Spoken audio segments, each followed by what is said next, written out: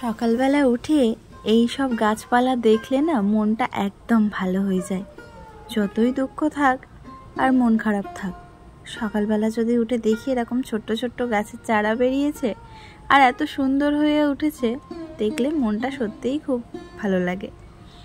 আর দেখো এই অ্যালোভেরা গাছটার পাশ থেকে না আবার অ্যালোভেরা বেরোচ্ছে, বুঝলে, ছোট ছোট গাছ বেরোচ্ছে। আর ওই যে দেখলে নয়নতারা গাছের পাশ থেকে শিউলি ফুল গাছের চারা বেরিয়েছে। বেশ ভালো লাগে বলো এরকম ছোট্ট ছোট্ট গাছ যদি বেরোয়।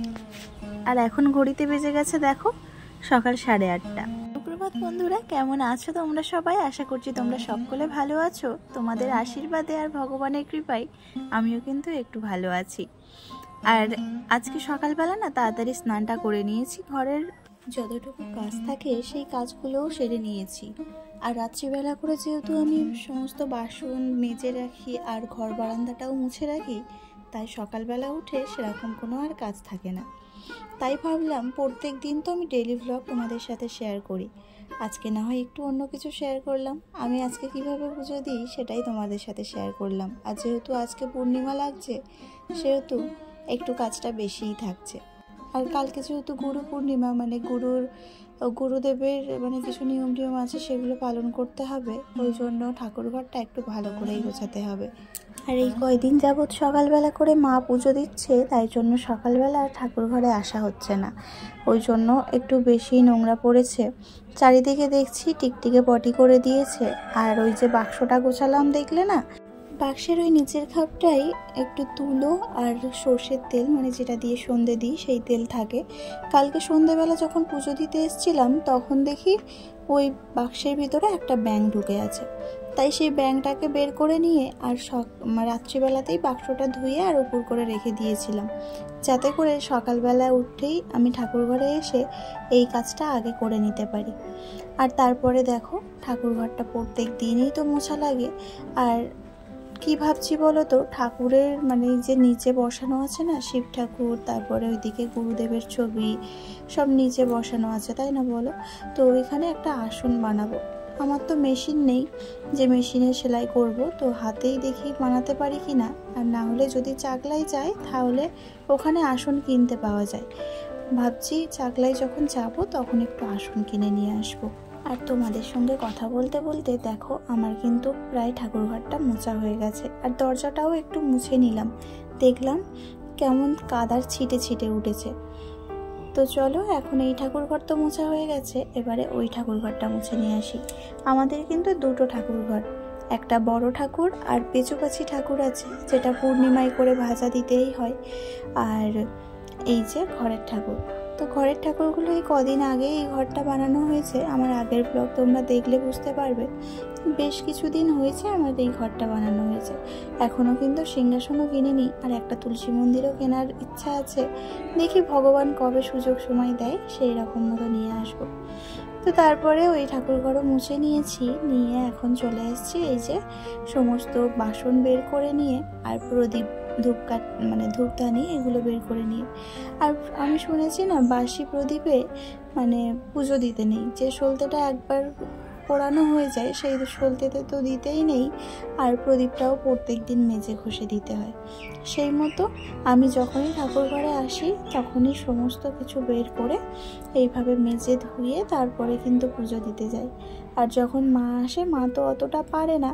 আর এদিকে না বৃষ্টি হয়ে একদম কাদা কাদা হয়ে গেছে, ওই জন্য না এই কলেতে আসতে গেলে একটু পা স্লিপ হয়ে যায়। আর মা অতটা মানে মেজে ঘষে পারে না, যে যাই হোক করে 2-3টে বাসন মেজে নিয়ে আর পুজোটা দিয়ে নেয়। আর সকালবেলা করে উনি যখন আসে তখন আর কিছু বলাও যায় না যে তোমার দিতে হবে না বা কিছু। এই পুজোটা দিয়ে দেয় মানে অনেকটাই কাজ আমার এগিয়ে দেয় বলতে পারে। আর যাই হোক চলো, আমার বাসনপত্র মাজা হয়ে গেছে আর ঘর মোছা কাপড়টাও না ভালো করে ধুয়ে আর এই যে দেখো মেলে দিয়েছি। আর এখন গাছে ফুল হয়ে আছে, সেই ফুলগুলোই তুলছি। আর এইখানের এই গাছটাতে না এত পোকা লেগেছে যে গাছের শুধু ডালপালাগুলো আছে, পাতাই দেখা যাচ্ছে না। আর ওই খালের ধারে একটা গাছ আছে, ওই গাছে বেশ ভালোই ফুল হতো, কিন্তু আমার শ্বশুরমশাই গাছের ডালগুলোকে কেটে দিয়েছে। মানে বেশি যদি ঝাংড়া হয়ে থাকে বলতা মৌমাছি এগুলো বাসা বাঁধছে, আর ফুল তুলতে গেলেই কামড় খাওয়া হচ্ছে, ওই জন্য গাছের ডালগুলো কেটে দেওয়া হয়েছে। তো দেখো কত ফুল ফুটেছে গাছে। আর আমারও বাসন টাসন মাজা হয়ে গেছে, কিন্তু পুজোটা দেওয়া তোমাদের সাথে শেয়ার করতে পারলাম না। পুজোর শেষে সবটাই তোমাদের সাথে শেয়ার করলাম। দেখো আমি এইভাবেই ঠাকুর ঘরটাকে সাজিয়েছি, কেমন লাগছে অবশ্যই কিন্তু জানাবে। আর চলো ওই ঠাকুর ঘরে দুটো বাসন দিয়ে আসছি। আর ছোটও বিরক্ত করছিল, ওই জন্য সবটা তোমাদের সাথে আর শেয়ার করতে পারলাম না। আর এই ঠাকুর ঘরটাও পরিষ্কার করতে হবে কিছুদিন পরে, দেখি পুরো ঠাকুর ঘরটা পরিষ্কার করব। তো আপাতত যতটুকু পারলাম তোমাদের সাথে শেয়ার করলাম।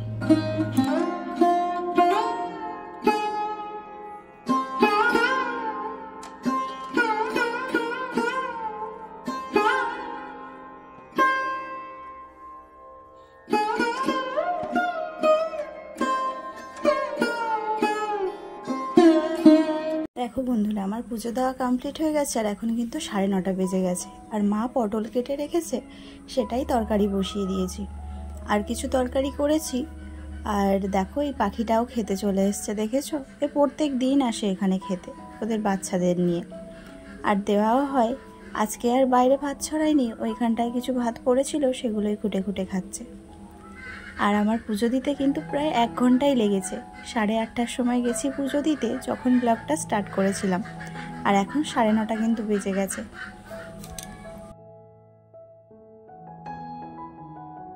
আজকের রান্নাবান্নাটা আর তোমাদের সাথে শেয়ার করতে পারিনি, সেই বিকেলবেলা আবার দেখা হচ্ছে তোমাদের সঙ্গে। আর আকাশ থেকে না এখনও বৃষ্টি পড়ছে, তাই জন্য যত জামা কাপড় ছিল সেইগুলো সব আবার তুলে নিয়ে চলে এসেছি। আর এরকম বৃষ্টি ঘেরা মৌসুম দেখতেও কিন্তু খুব ভালো লাগে। তো খুব জোরে বৃষ্টি হচ্ছে না, মোটামুটি হচ্ছে, রাস্তা কাদা হওয়ার মতো। আর দেখেছো এইদিকের রাস্তাঘাট কেমন অবস্থা, যেহেতু এখানে রাস্তাই নেই, বাগান দিয়ে হাঁটা চলা করা হয়, তাই জন্য পাতা নাতা পড়ে একেবারে ভর্তি হয়ে আছে। আর এই সময়টা না ভীষণ কেন্ন বের হয়, আর ছোট ছোট কেন্নর বাচ্চাও দেয়। আর যাই হোক, আজকে হচ্ছে পূর্ণিমা, আর বলেছিলাম না এই ঠাকুর ঘরে পেঁচোপাচি ঠাকুর আছে, তো ওখানে হচ্ছে ভাজা দিতে হবে, তাই নতুন করে ঘট বসালাম। আর এটা হচ্ছে বড় ঠাকুরের ঘট, তাই এই ঘরটাও আজকে বসানো হলো। আজকে যেহেতু শনিবার, আর শনিবারে তো বড় ঠাকুরের পুজো, ওই জন্য সব কিছু নতুন করে গুছিয়ে তারপরে ঘট বসিয়ে পুজো দেওয়া হলো। আর এই যে একটুখানি ধুনো ধরিয়ে নিচ্ছি, প্রত্যেক শনিবার আর বৃহস্পতিবার বাড়িতে ধুনো দেওয়া হয়, আর এমনি দিনগুলো সেরকমভাবে দেওয়া হয় না, মাঝে মধ্যে টুকটাক। তো যাই হোক, চলো 5 রকমের ভাজা নিয়ে এসেছে আর মুড়ি নিয়ে এসেছে।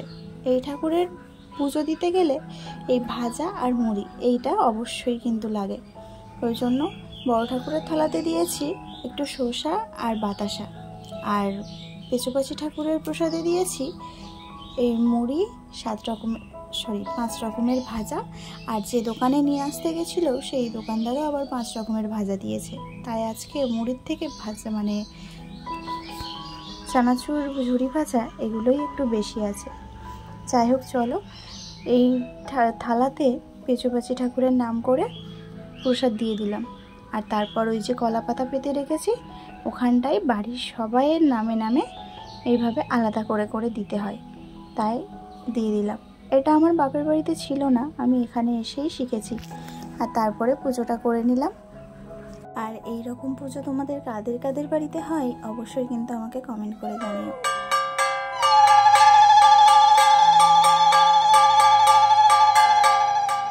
ব্যাস, আমার পুজো দেওয়া কিন্তু কমপ্লিট হয়ে গেছে। আর ছোটু এখানে বসে একটু ব্রাহ্মণ ঠাকুরগিরি করুক, আর আমি ততক্ষণ এই ধুনোটা নিয়ে পুরো ঘরে বাড়িতে দিয়ে আসি। আর আজকের ভিডিওটা এখানেই আমি শেষ করছি।